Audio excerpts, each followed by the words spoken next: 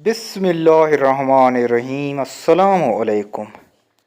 मोअज़्ज़िज़ सामीन, आज की वीडियो में हम आपको बनी इसराइल के दो ऐसे भाइयों के बारे में बताएंगे जिनमें से एक हिंदू और एक मुसलमान था।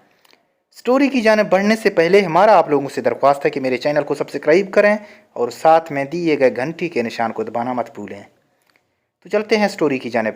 बनी इसराइल में दो भाई रहते थे जिनमें एक मुसलमान और एक हिंदू था। वो दोनों दरियाए नील में शिकार करते थे और मछली का शिकार करते थे।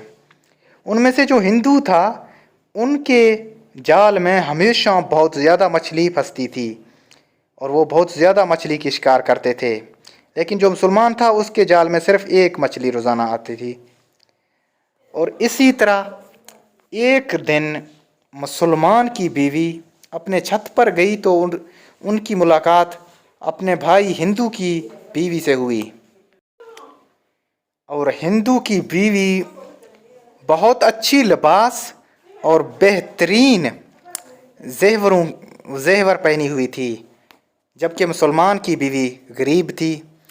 उसे ये देखकर बहुत लालच हुई और वह कहने लगी, काश के मेरे पास भी इतना दौलत होता कि मैं भी एक अच्छे लिबास और बहुत ही कीमती जेवर पहनती।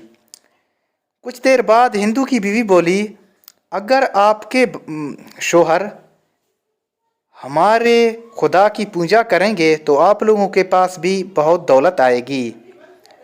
और उससे इस तरह समझाया कि अपने शोहर से कहो कि वो हमारे खुदा की पूजा करें और फिर आप लोगों के पास बहुत दौलत आएगी। जब वो घर वापस आई और शाम को जब उसके शोहर घर आया तो उसने अपने शोहर से कहा कि हम भी आपके भाई की खुदा की पूजा करेंगे ताकि हमारे पास भी बहुत दौलत आए और हम भी एक अच्छी ज़िंदगी गुजारें।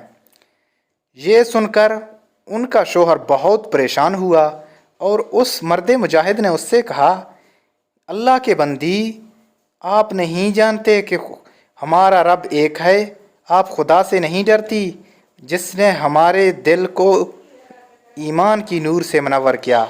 हम कैसे उसकी इबादत छोड़कर बुतों की पूजा करें? बहुत समझाने के बाद भी उनकी बीवी ना समझी और उनसे ये कहा कि अगर आपने मुझे रोज़ाना 2 दरहम नहीं दिए तो मैं आपसे तलाक लेके यहाँ से चली जाऊँगी।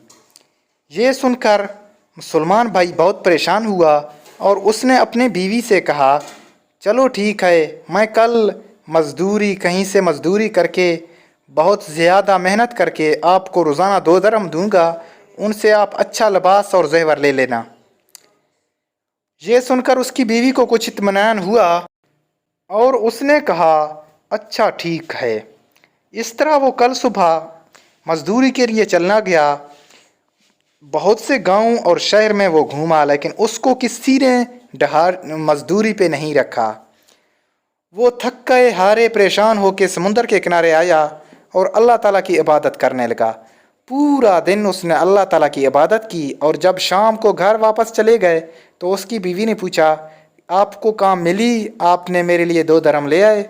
तो उसने कहा कि मैं एक ऐसे बादशाह की इबादत कर रहा हूँ जो इन जहानों के मालिक है, पूरी कायनात के मालिक है, वो ज़रूर मुझे मेरा मज़दूरी देगा। ऐसे ही 29 दिन गुजर गए। 29 दिन जब गुजरे, शाम को उसकी बीवी ने शोहर से पूछा, आपके बादशाह ने तो हमें कुछ नहीं दिया, अगर आप कल मेरे लिए दरहम नहीं लाए तो मैं आपको छोड़ के चली जाऊंगी। ये सुनकर वो बहुत परेशान हुआ और कल वो जब उठा तो वो एक यहूदी के पास चला गया और उससे बोला कि आप मुझे काम पे रख लोगे? यहूदी ने बोला, मैं आपको काम पे रख लूँगा लेकिन एक शर्त है कि मेरे पास आपके खाने का बंदोबस्त नहीं है। अगर आप अपने खाने का बंदोबस्त कर लोगे तो मैं आपको काम पे रख लूँगा। उस मुसलमान मर्द मुजाहिद ने अल्लाह ताला की रोज़े का नियत किया और यहूदी के साथ चले गए। और उसी दिन उसके घर दरवाज़े पर दस्तक हुई। जब उसकी बीवी दरवाज़े पर गई तो एक मर्द ने आके उसे 29 अशरफियाँ दी और उससे बोला कि आपके शोहर 29 दिन अपने बादशाह के साथ रहा तो ये उसकी मजदूरी है।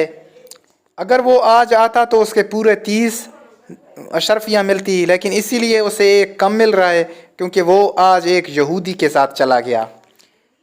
और जब शाम को उसके शौहर घर आए तो बीवी ने उससे पूछा कि आप कौन से बादशाह के पास जा रहे थे जिसने मुझे 29 अशरफियाँ आज आके दी, और ये पूरा किस्सा सुनाया। उसने कहा कि मैं एक अशरफी बाज़ार लेकर गया सुनार के पास, जिसके बदले में मुझे 1000 दरहम मिले। वो बादशाह कौन था?